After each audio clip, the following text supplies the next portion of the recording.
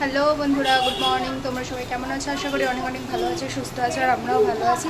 তো দেখো, রেডি হয়ে গেছি, এখন যাব হচ্ছে বাপের বাড়ি। আজকে হচ্ছে জামাই ষষ্ঠী। তো সেরকমভাবে কিছু হচ্ছে না, কেন আমার ছেলের শরীরটা খারাপ ভীষণ, এই যে বদমাইশি হচ্ছে, খারাপ, একটু ভমিটিং হচ্ছিল। তো যার জন্য শরীরটা খারাপ, সেরকমভাবে কিছু একটা না, এমনি যাব, বারবার বলছে, এই জন্য। তো চলো, তোমাদেরকেও সঙ্গে করে নিয়ে যাব। তো এখন আমরা বেরাবো, তোমরাও চলো আমাদের সাথে, চলো, টাটা।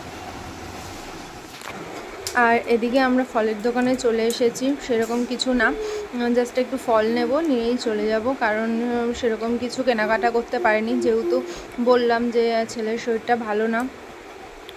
আর এই ঝামেলায় ভেবেছিলাম তো যাবই না, তো যার জন্য কিছু কেনাকাটা করতে পারিনি। এই জন্য এখান থেকে একটু আম, পেয়ারা এগুলো নিলাম, নিয়ে এবার চলে যাব।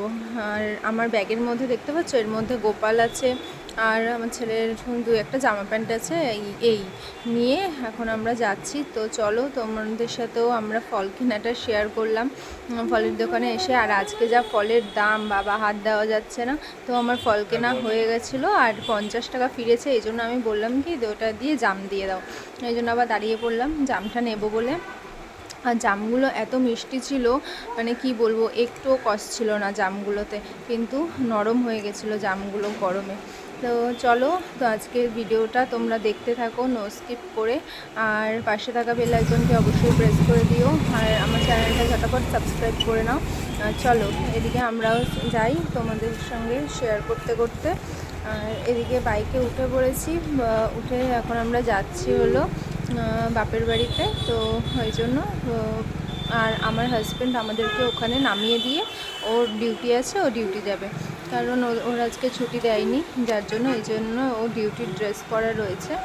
আর আমাদেরকে ও নামিয়ে দিয়ে যাবে, আর ও দুপুরবেলায় খেতে আসবে। তো আমি এখন বাপের বাড়িতে চলে এসেছি। দেখো, এখন একটু যাচ্ছি বনুকে দেখতে। তো চলো, তোমাদেরকেও নিয়ে যাই ওদের ঘরে বনুকে দেখার জন্য। তো বনুকে দেখে টেকে আমি আর তোমাদের সাথে ওখানে গিয়ে শেয়ার করিনি, ওর সাথে একটু খেলা করছিলাম। তো চলে এসেছি ঘরে। তো এসে এই যে ড্রেসটা চেঞ্জ করে নিলাম, আর একটা অন্য কানের পরেছিলাম, তো কানটা খুলে এই কানেরটা পরে নিলাম। তো এখন যাব হচ্ছে মার সাথে একটু রান্না করে হেল্প করব, যার জন্য নাইটিটা পরে নিলাম। তো চলো, তোমাদেরকেও নিয়ে যাই রান্নাঘরে। তো এদিকে ফ্রিজে মাংস এনে রেখে দিয়েছে, এখন আমি মাংসটাকে বের করে ধুয়ে নেব। তো সকালবেলাই এনে রেখেছে। আর এই দেখো, আমার ছেলে বলছে ফোনটাকে ফ্রিজের মধ্যে ঢুকিয়ে দাও, তাহলে ঠান্ডা হয়ে যাবে। এই জন্য ফ্রিজে আগলে দাঁড়িয়েছিল অনেকক্ষণ ধরে। এখন আমি মাংসটাকে ধুয়ে নিই, তারপরে তোমাদের সাথে আবার আসছি কথা বলতে, ঠিক আছে? চলো, দেখো, মাংসটাকে ঢেলে নিয়েছি এখানে। আগে আমি মাংসগুলোকে বেছে নেবো ভালো করে, কেন ওদের গায়ে আবার একটু লোম লোম থাকে, তো এই জন্য মাংসগুলোকে আগে বেছে তারপরে ভালো করে ধুয়ে নেব।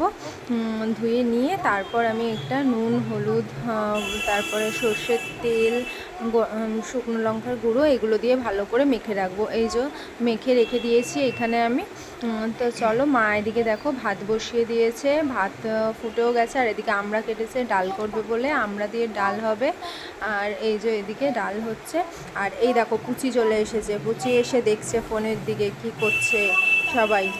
ওর খুব আনন্দ, নিজের মুখটা ফোনে দেখতে পাচ্ছে, ওই জন্য এরকম ফোনটা ধরবে বলে বদমাশি করছে। এই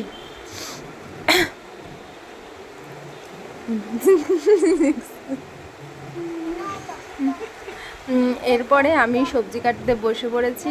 আর এদিকে হচ্ছে দেখো, কাটছি হলো পটল, পটল আলু দিয়ে, চিংড়ি মাছ দিয়ে তরকারি হবে, আর মাটন হবে। আর এদিকে কাঁকরোল আলু ভাজা, আর আমড়া দিয়ে ডাল, ব্যাস এই, আর সিম্পল, আর কিছু হবে না।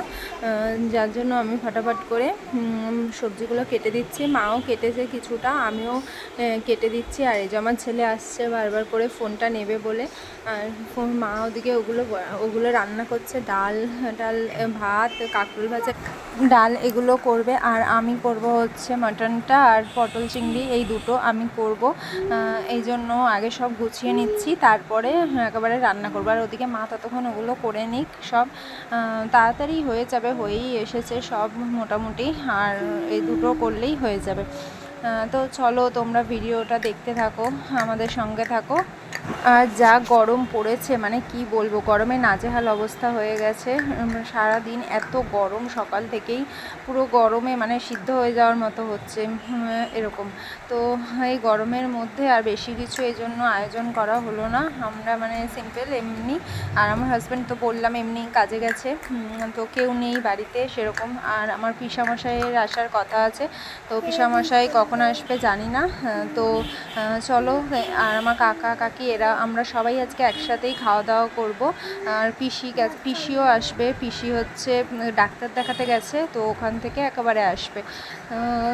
দেখি, চলো তোমরা দেখতে থাকো ভিডিওটা। আমরা এই সবাই মিলে আয়োজন করছি। আর ওরা তো কাজে গেছে, কাজে তো বেরোতেই হবে, কি করবে, কাজের ছুটি না পেলে না। এই জন্য তো বললাম ঠিক আছে যাক কাজে। এই জন্য সেরকমভাবে দেখো, বাড়িতে থাকলে সেরকমভাবে একটা আয়োজন করা যায় না, বাড়িতে থাকবে না তো কিভাবে কি করব। তাও মোটামুটি আয়োজন করা হয়েছে। মা তাও বলছিল যে রাতে রান্না করব কি না। আমি বললাম না, রাতে রান্না করতে হবে না, থাক, আবার রাতে ঝামেলা, আমরা বাড়িতেই চলে আসবো। এই জন্য রাতে কোনো কিছু ঝামেলা করতে হবে না, দিনের বেলায় করব। তো এদিকে দেখো ভাজাটা বসিয়ে দিয়েছে মা আজকে দেখো কীরকমভাবে আলু আর কাঁকরোলটাকে ভেজেছে। আমি বলছি তুমি আজকে এরকম ভাজলে কেন? মা বলছে যে ভাবলাম তাড়াতাড়ি হয়ে যাবে, পুচুটা আসতে দেরি হয়ে যাবে, এই জন্য আমি এরকমভাবে কেটে বসিয়ে দিয়েছি। কেন ও পুচু আসলে তাও তো খেতে পারবে, ও আবার কাঁকরোল আলু ভাজা খেতে ভালোবাসে, সেই যেরকমই হোক, এই জন্য তাড়াতাড়ি করে ওরকমভাবে কেটেই বসিয়ে দিয়েছি। আমি বলি এরকম কেন পাউডার লাগাতে। এদিকে দেখো ওইগুলো রান্না হয়ে গেছে, আমি এদিকে মাটনটা বসিয়ে দিয়েছি, আর ওইদিকে পটলটাও বসিয়ে দিয়েছি। মাটনটা সিদ্ধ করে নিয়েছি আগে, সিদ্ধ করে তারপরে বসিয়েছি, কেন নাহলে দেরি হবে সিদ্ধ না করে নিলে, এই জন্য। আর এদিকে কষাটা হয়ে গেছে। আর এদিকে দেখো আমি দুটো রসুন দিয়ে দিয়েছি, আমার না এই গোটা গোটা রসুন খেতে খুব ভালো লাগে। আর এদিকে পটল চিংড়িটা করবো বলে এদিকে এই পটলটা ভাজা হচ্ছে। চিংড়ি মাছগুলো আমি আগেই ভেজে নিয়েছি।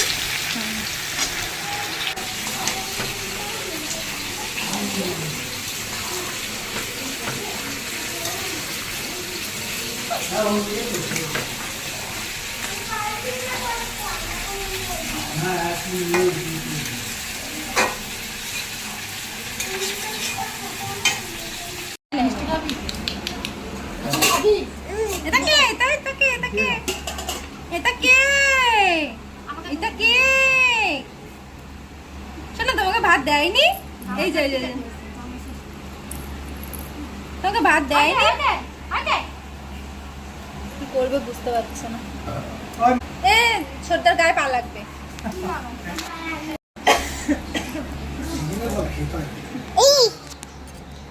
তোর মার ফোন না রে।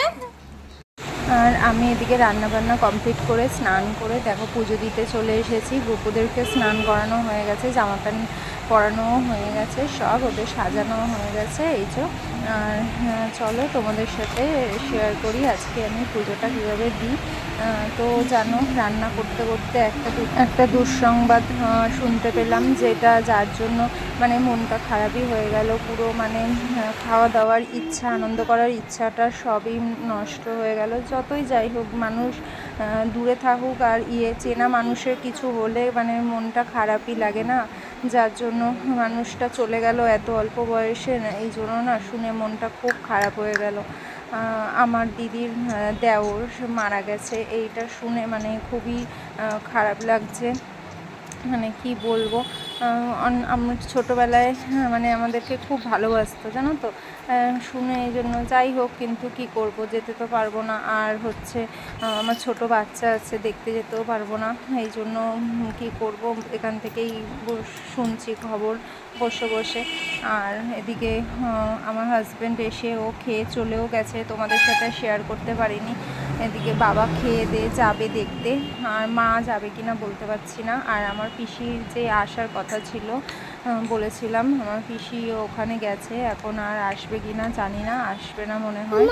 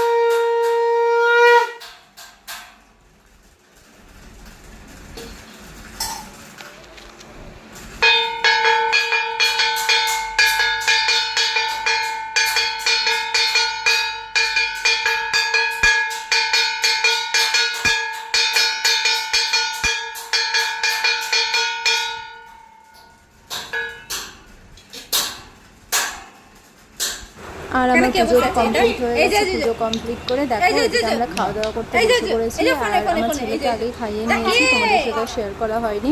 আর বললাম তো আমার হাজব্যান্ড তো আগেই খেয়ে চলে গেছে, সরি। আর এখানে আমার পিসামশাই আর আমার কাকা বাবা সবাই মিলে খেতে বসেছে। আর মা এই যে এদিকে দেওয়া খাওয়া করছে। তো আজকের মতো ভিডিওটা এই পর্যন্ত, বাই বাই।